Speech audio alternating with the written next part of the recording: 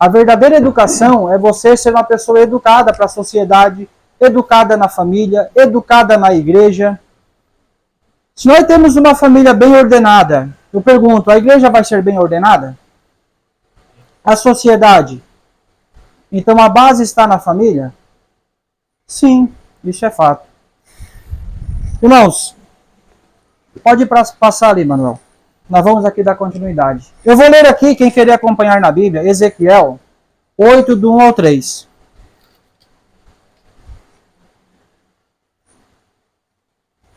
Ezequiel 8, do 1 ao 3.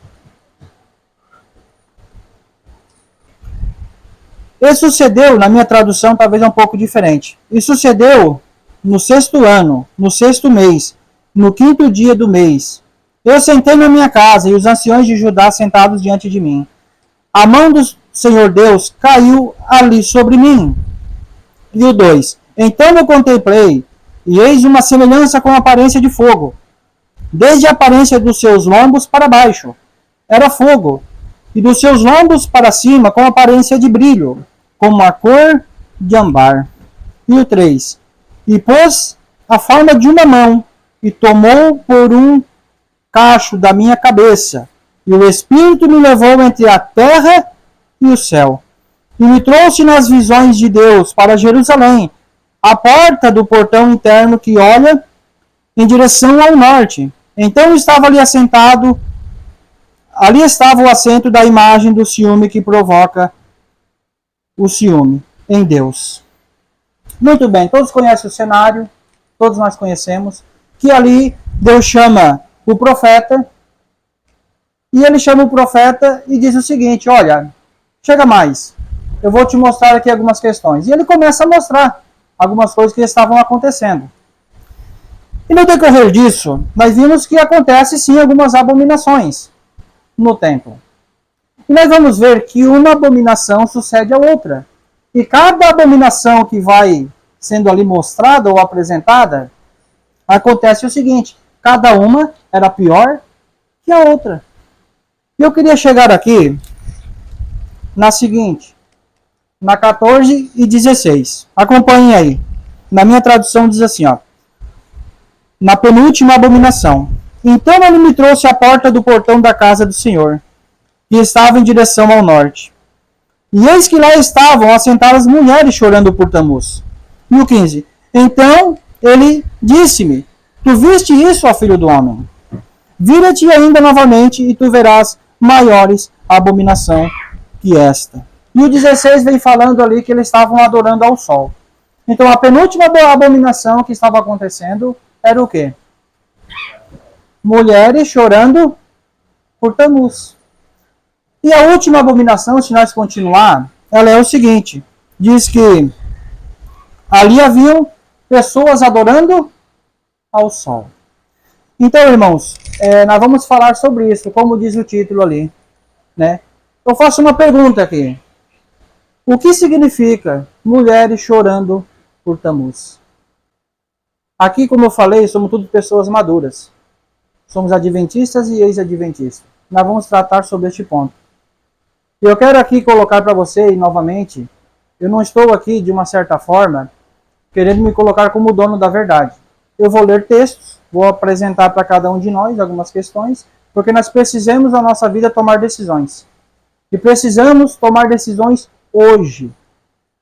Eu faço uma pergunta, as famílias estão ou não sendo destruídas? Eu faço outra pergunta, as famílias adventistas estão ou não sendo destruídas? Também estão. O inimigo tem atacado o nosso povo. E o problema, sabe o que está acontecendo? Não estamos chamando a responsabilidade e tomando decisões na nossa vida. Nós, como homens, não estamos nos comportando como sacerdotes do lar. E as mulheres não estão se comportando como rainha do lar. E os nossos filhos não estão tendo referência. É por isso que estamos sendo destruídos. Pode passar, Manuel. Mas quem foi Tamuz? Quem foi Tamuz? Antes de saber quem foi Tamuz, nós vamos falar um pouco sobre o feminismo. Nós vamos conversar sobre isso. Pode passar, Manuel. Olha só, não é opinião minha. Visão geral criada pela inteligência artificial. Se você colocar no Google, você vai ver ali, você vai ter várias referências. Então aqui, ó, esse estudo vai ser bem resumido. Bem resumido. Então veja, o feminismo é um movimento que questiona a desigualdade de poder entre homens e mulheres, enquanto o patriarcado é uma organização social que subordina as mulheres aos homens. Eu faço uma pergunta aqui. Patriarcado é bíblico ou não? O que é o patriarcado?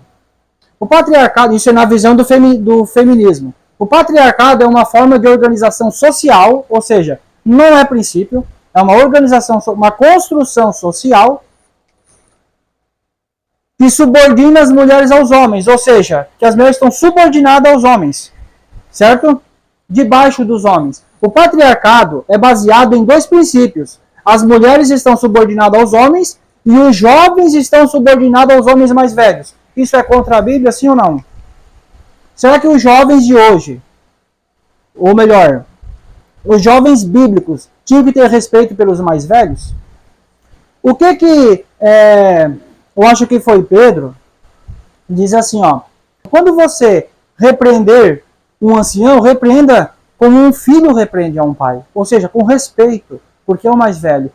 Você lembra que quando você estava almoçando, não sei quem lembra, eu ainda peguei essa época, e o seu pai queria sentar, o que acontecia? Levantava, o pai sentava. E quando chegava a visita, ou um amigo dos nossos pais, o que acontecia se você estivesse sentado? O pai pedia para você, levante e dê lugar para o mais velho. Então, olha, o feminismo, até o momento que nós estamos vendo, ele é antibíblico. É antibíblico. E eu digo a você o seguinte, talvez você não tenha nenhuma ligação com o feminismo. Mas eu pergunto, e a ideologia? Será que os ideais que você e eu temos alguma ligação com o feminismo? E vamos continuar. O patriarcado é sustentado por estereótipos que desvalorizam e objetificam as mulheres. Ou seja, eles colocam como que o patriarcado coloca a mulher como objeto. Ou seja, o homem, na nossa palavra, o homem manda e faz o que quer da mulher. Então isso é o que está dizendo o feminismo. Mas eu faço uma pergunta aqui. Você já viu algum movimento feminista ou passeata feminista? O que acontece?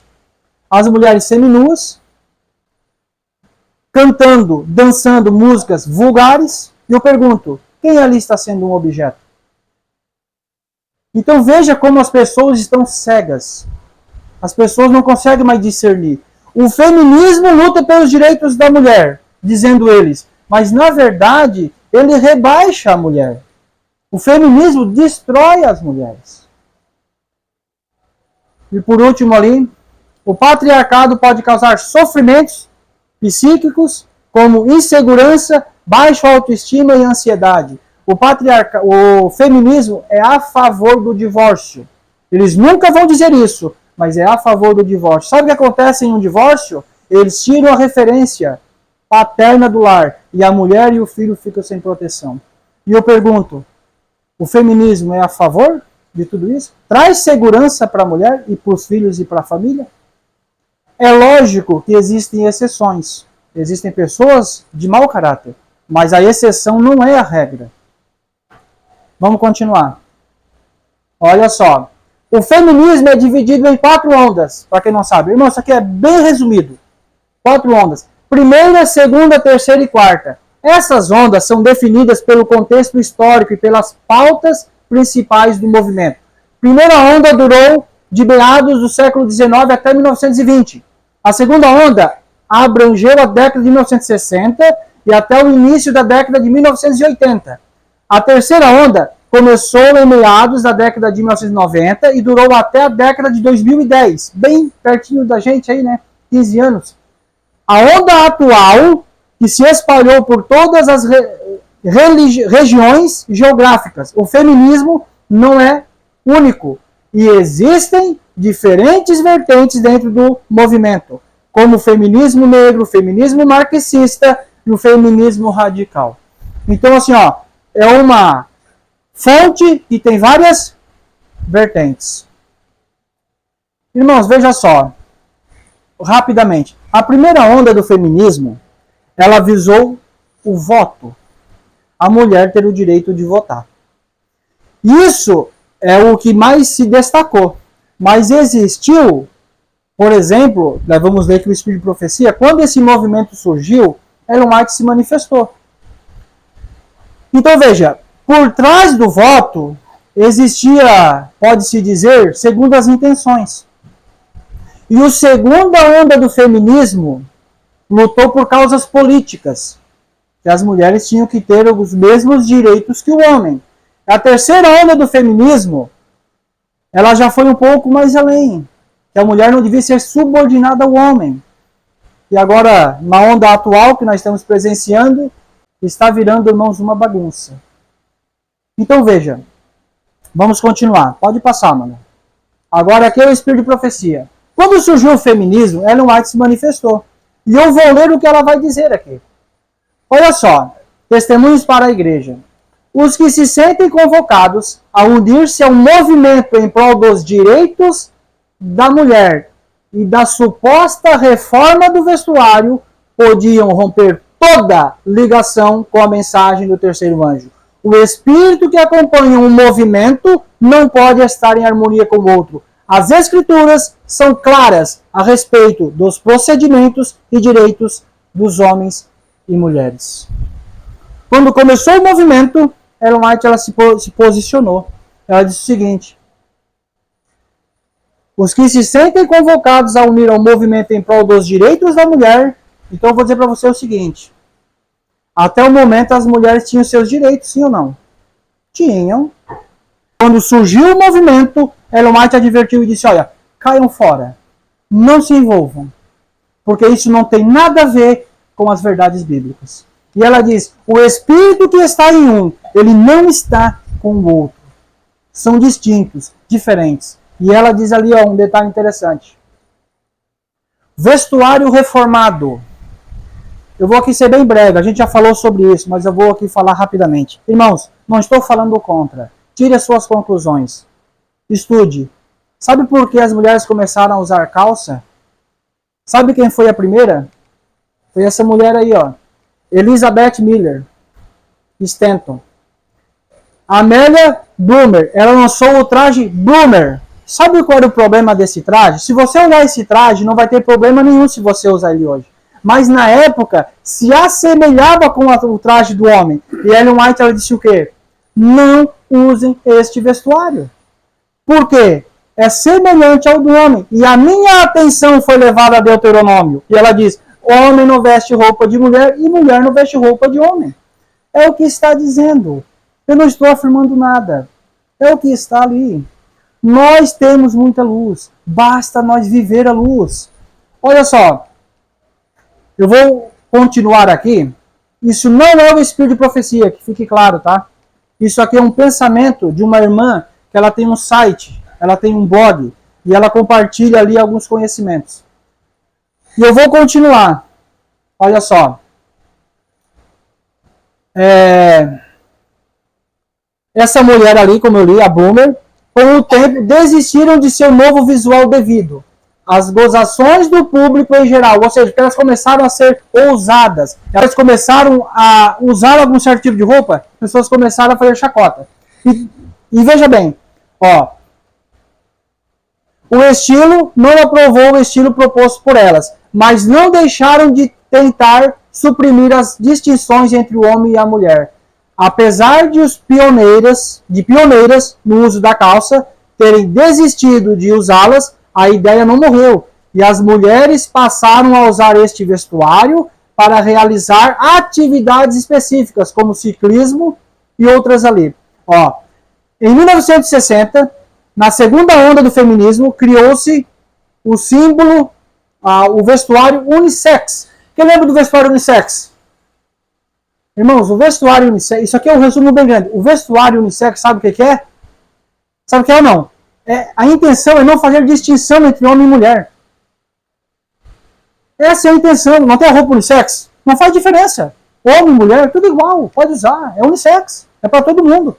Entende? Então veja bem, as calças se tornaram um símbolo da rebelião feminina e sua nova função, não mais auxiliadoras e aquela que completa o homem, mas sua adversária e concorrente. O assunto aqui não é vestuário. O que ela está trazendo ali, e eu partilho do pensamento, é que as mulheres começaram a usar calça. Na época, uma mulher que usava calça, ela estava em rebelião com o marido. Estude a história que você vai ver. Eu vou aqui novamente falar, não estou falando de roupa. Estou dizendo para nós tomar cuidado. Porque existem funções do homem e funções da mulher. Roupa do homem e roupa da mulher. Talvez hoje, você usar uma calça que na época foi condenada, não há nenhum problema. Mas cuidado. Pode passar, Manuel. Agora nós vamos novamente voltar aqui ao assunto. Dito isso, sobre a questão da construção que fizemos sobre o feminismo, nós vamos entender agora quem foi Tammuz. Porque você já perguntou, ou já se perguntou, quem foi Tammuz? Mulheres chorando por Tammuz. Mas quem é este? Qual é a ligação que temos hoje? Diz aqui, ó. Além de desafiar a ordem de Deus expressa em sua palavra, o movimento feminista possui fortes laços com o espiritismo. O movimento feminista possui fortes laços com o espiritismo. A senhora Stanton, aquela mulher que estava ali, juntamente com outras líderes feministas, tinha um forte interesse pelo mundo espírita. Na verdade, na ocasião em que ela ajudou a redigir as declarações dos direitos e opiniões feministas, espíritos começaram a se manifestar. Eu vou aqui agora, tem uma fonte aqui tudo certinho para quem querer acompanhar. Diz assim, ó: o movimento feminista também foi utilizado para ajudar a estabelecer o marxismo. Quem aqui conhece o marxismo? Karl Marx. Quem já ouviu falar? Em uma carta escrita em 1868, o próprio Karl Marx afirmou, preste atenção nessa afirmação de Karl Marx, irmãos. Ele afirmou o seguinte: o movimento, grandes transformações sociais são impossíveis sem uma fermentação entre as mulheres. Construção social que eles desejariam fazer era impossível sem uma fermentação entre as mulheres. E continuando, o movimento feminista proveu essa fermentação, uma agitação, um descontentamento que enfraqueceria a estrutura cristã da sociedade. Os seguidores de Karl Marx apontaram que as questões da mulher sempre desempenhou um papel importante na obra revolucionária. E aqui está a fonte para quem querer acompanhar. Irmãos, veja, voltando aqui a Tammuz. Pode voltar ali. Característica: era um pastor que morria todos os anos para ressuscitar, simbolizando o ciclo da vida. Tem alguma a ver com o espiritismo? Imortalidade da alma? Sim ou não? Acreditava que se morria quando as plantas murchavam e voltava à vida na primavera. Era marido ou amante da deusa da fertilidade, Inanna.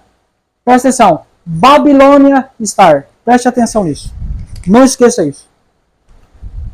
Festividades. A morte de Tammuz era comemorada anualmente no final do verão com uma cerimônia de luto. As festividades eram efetuadas por meio de obscenos ritos.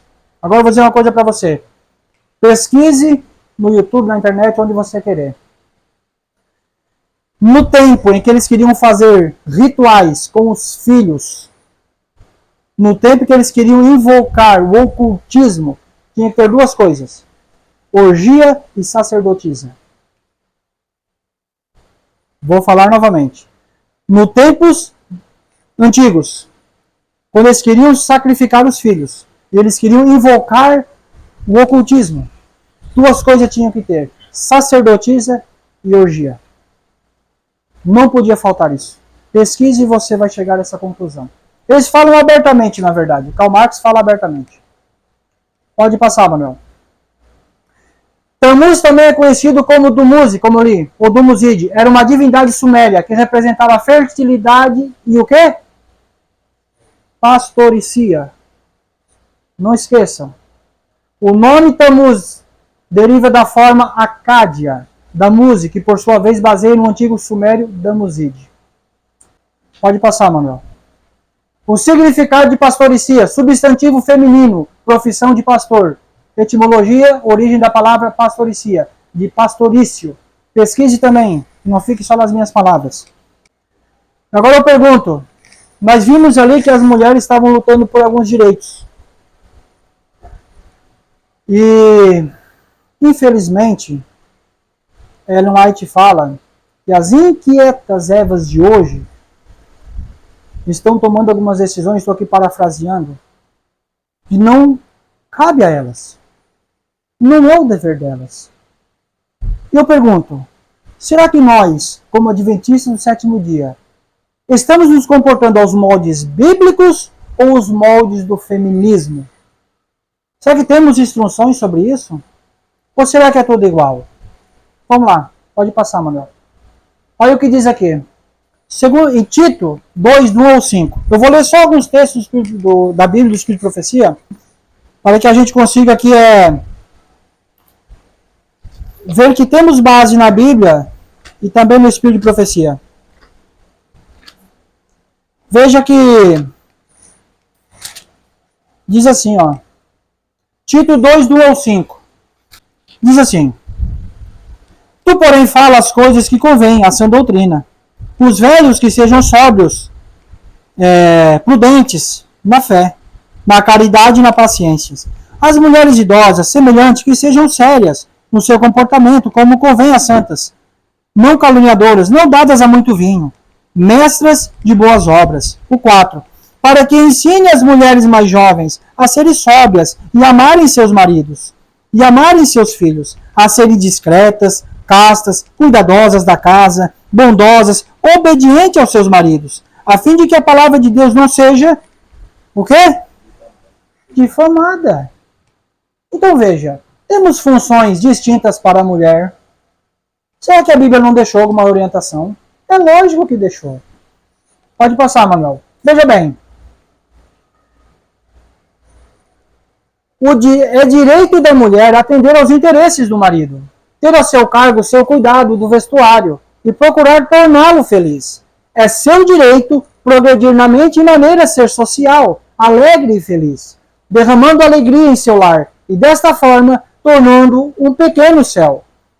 E pode ter interesse por algo mais que mim e meu. Ela deve considerar que a sociedade tem direitos sobre ela. Pode passar, Manuel. São mais alguns 4 textos aqui, a gente já encerra. A mulher deve ocupar a posição que Deus originalmente lhe designou. Será que as nossas mulheres, eu não estou aqui atacando mulher, nós homens temos muitos defeitos e precisamos tratar também. Precisamos conversar a respeito disso. Mas eu pergunto, a mulher está na posição original que Deus designou? Ou será que estão entrando em conflito com o seu marido, em busca de posições? Precisamos rever isso. Precisamos entender melhor essa questão. Olha só. O mundo necessita do quê? De mães que sejam não meramente no nome, mas em todo o sentido da palavra. Podemos dizer com segurança que os deveres que distinguem a mulher são mais sagrados, mais santos que os do homem. Eu faço uma pergunta.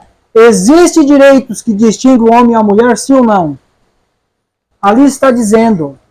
Podemos dizer com segurança, os deveres que distinguem a mulher são mais inferior aos dos homens, está dizendo ali? Mais santo, mais sagrado. Então eu volto a dizer, o feminismo aumenta a mulher, exalta a mulher ou rebaixa a mulher? Ele rebaixa a mulher. Só que as mulheres, infelizmente, não estou generalizando, acham que estão sendo exaltadas. Porque lutam em posição na família, na igreja e em qualquer outro lugar. Isso está acontecendo. E o feminismo está, eu não vou dizer adentrando. Irmãos, permite-me dar a minha opinião. Adentrou na igreja. Pode passar, Manuel. É direito de toda filha de Eva ter conhecimento completo dos deveres domésticos, receber preparo em cada aspecto do trabalho no lar. Toda jovem deve ser educada de tal maneira que, se chamada a ocupar a posição de esposa e mãe, possa governar como uma rainha em seu domínio. Deve ela ser plenamente capaz de guiar e instruir os filhos, dirigir os empregados e, se necessário, realizar com as próprias mãos as atividades do lar. É seu direito compreender o funcionamento do corpo humano, os princípios de higiene, os assuntos relacionados com o regime alimentar e o vestuário, trabalho e recreação, e outros pormenores sem conta relacionados com o bem-estar da família. Pense bem, eu vou ser bem honesto e sincero, quem me conhece sabe como eu sou. As mulheres estão lutando para ser boas pregadoras na igreja. Não estou dizendo que é errado pregar. Não estou aqui dizendo que não pode pregar. Estão lutando para ser anciã de igreja. Estão lutando para ser boas diretoras da escola sabatina. Amém. Mas, irmãos, não é o dever da mulher. Primeiro, o seu dever é o que está no espírito de profecia. Antes, o homem, como diz ali Timóteo, antes de governar a igreja, ele deve fazer o quê? Governar bem a própria casa. Se ele não governar a própria casa, Paulo fala o quê? Como que ele vai governar a igreja de Deus? Da mesma forma as mulheres, a família. Pode passar, Manuel. Ela deve ter oportunidade de obter conhecimento dos melhores métodos de tratar a enfermidade para que possa cuidar dos filhos quando enfermos, antes de deixar seus preciosos tesouros na mão de enfermeiras e médicos estranhos. Olha só, ela está dizendo aqui que você que é mãe, e logicamente também o pai, você que é mãe, em vez de você deixar o seu filho com um médico desconhecido, você trate seu filho. É o que ela está dizendo. E agora, veja bem, aonde nós estamos? Mas você dizer, não, mas isso é perigoso. Tudo bem. Tudo bem. Agora, você pegar seu filho e deixar na creche pela manhã para uma outra mãe que você não sabe dos ideais dela, você não sabe quem ela é, quais são os princípios, e você faz isso para quê? Para poder o quê? Trabalhar fora, para ser independente. Dependente de quem? Do seu marido. Irmãos, isso não é bíblico. Nós precisamos tomar decisões na nossa vida. Pode passar, Manuel.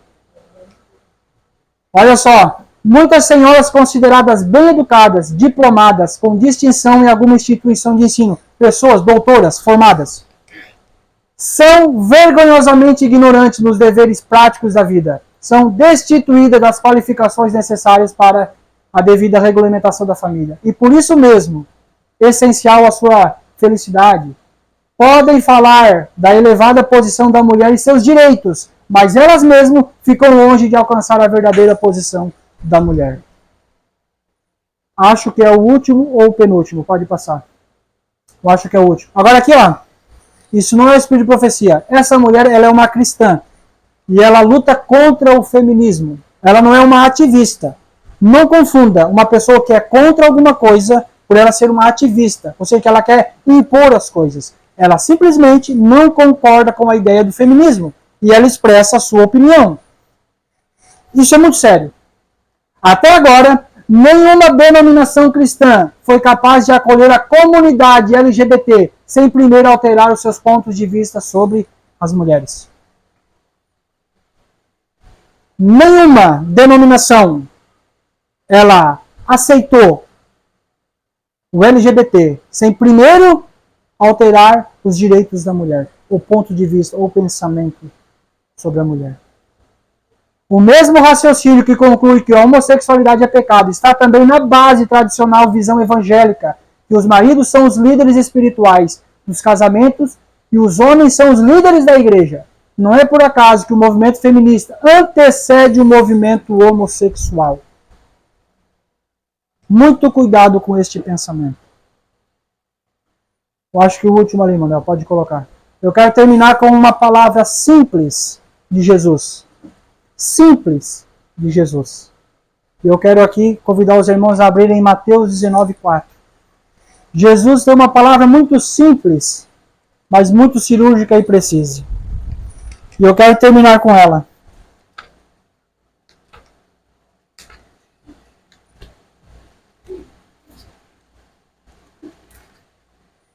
Mateus 19.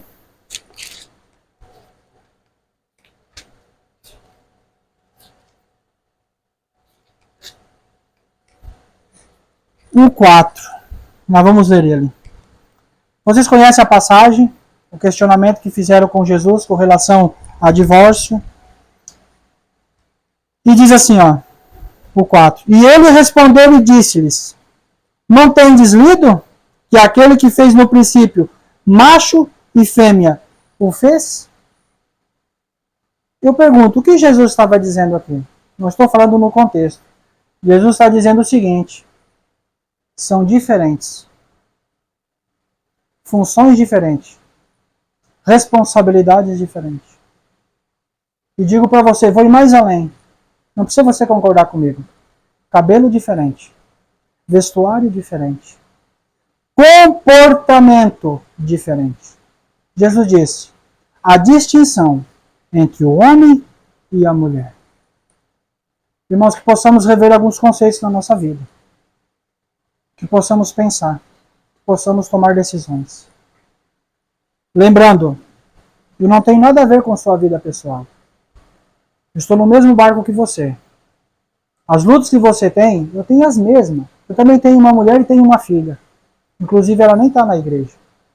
Mas, irmãos, fechar os olhos e dizer que nada está acontecendo, que tudo é normal, eu não quero. Me desculpe, eu não quero. Mas que Deus abençoe nossas decisões, a nossa vida, nossa família. Que Ele nos abençoe.